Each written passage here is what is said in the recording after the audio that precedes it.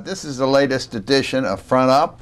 We have a good cast of interviewees today, and the first is somebody I'd love to hear from, Milissaphiilbrick, who is with Remain Nantucket.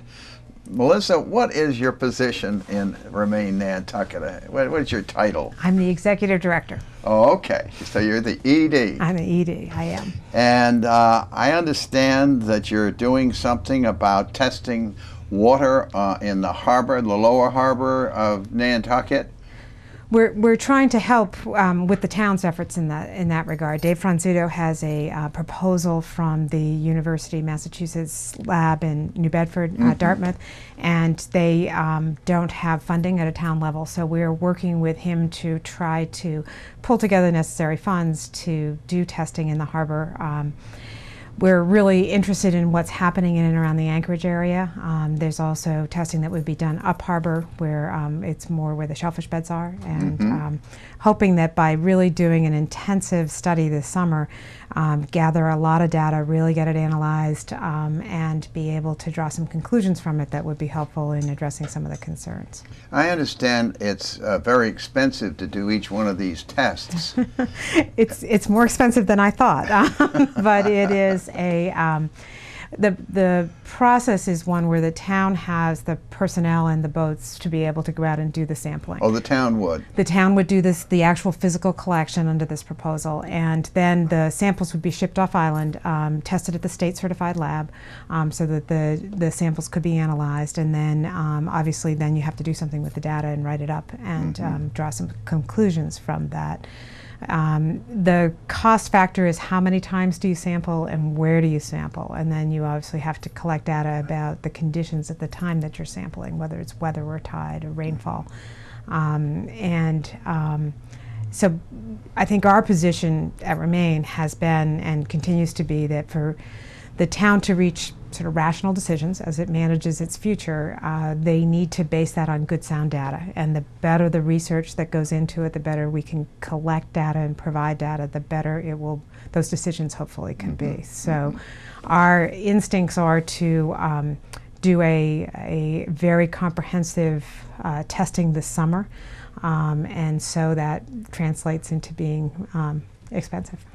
But I think it's worthwhile. It's part of an ongoing. Dave Franzuto has been testing water samples taking water samples in the harbor for years. He has a long sort of long-term data that can be analyzed as part of that. There's others who do a lot of testing. UMass has been very, very active in that, and they have data that can add to the mix. And the ponds are also being tested. That's good. Yeah. And so what you have to do is look at long-term trends. You have to see where you have to try to understand sources if there is pollution, and to do that you need to look at a lot of different data points. Now, are you going to be, is Remain going to be doing the analysis? No, that will be done by scientists. That's not our expertise.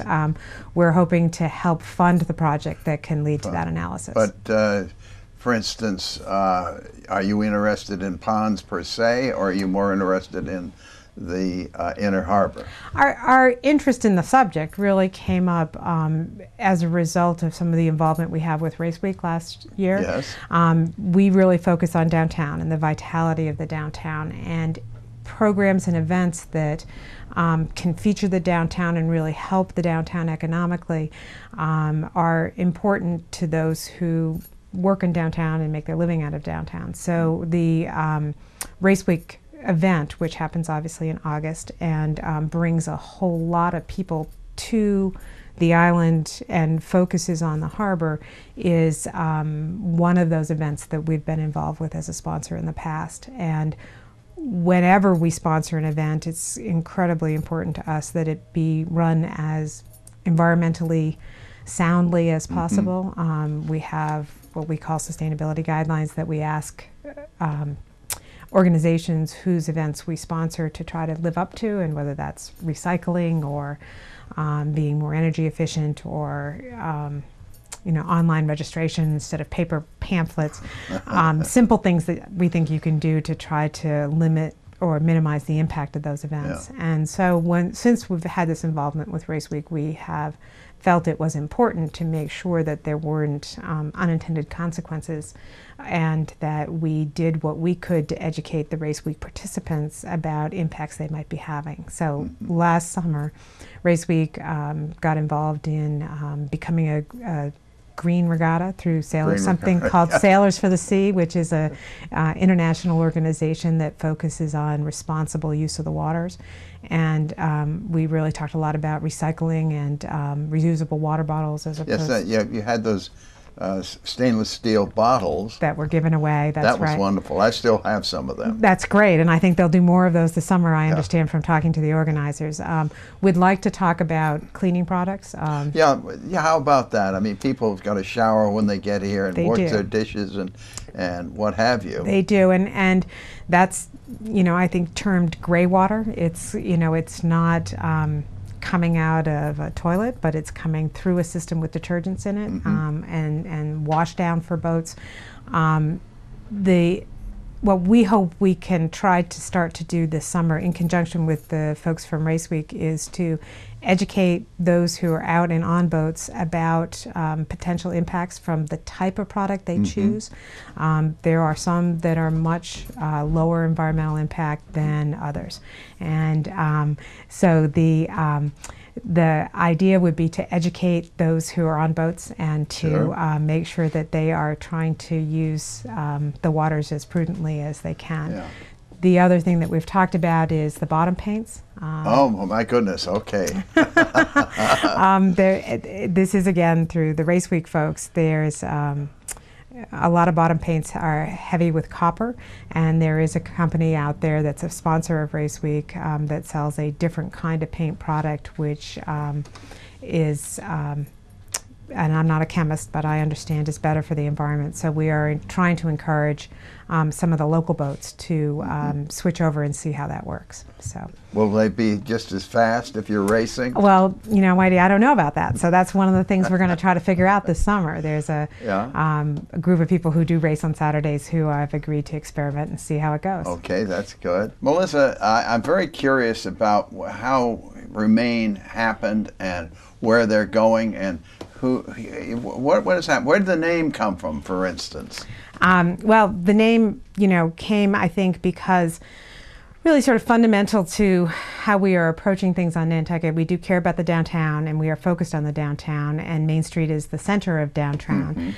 And it's a little bit of one of those names that you can take any way you want. I often think about it with a colon after the R-E. It's really regarding Main Street is a large part of it.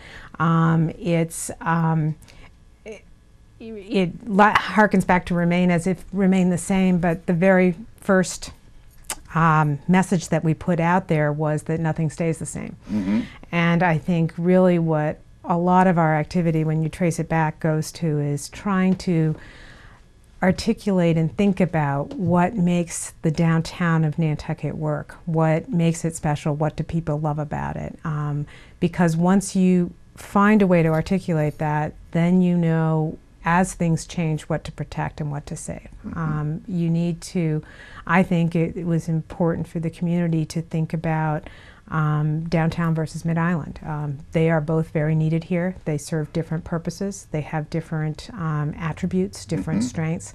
And for me, the connection with the harbor is what really makes downtown so special. What are your ideas as far as Wilkes Square is concerned with the harbor? Well, I applaud the town for going through the process. I think that's great. I think it's a critical corner of the town that we need to think about and focus on as a community and decide what we want to do there.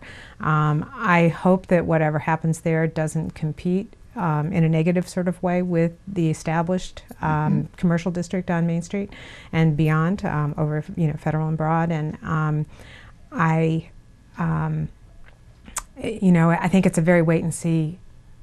Yeah, it's sort of an interactive with the people, with whoever will be doing the development, and what have you. Yeah, it's an interesting economic time to be thinking that parcel would be developed, but we at the Greenhound Building are part of that project per se, or were mapped as part of that project by Right. town meeting.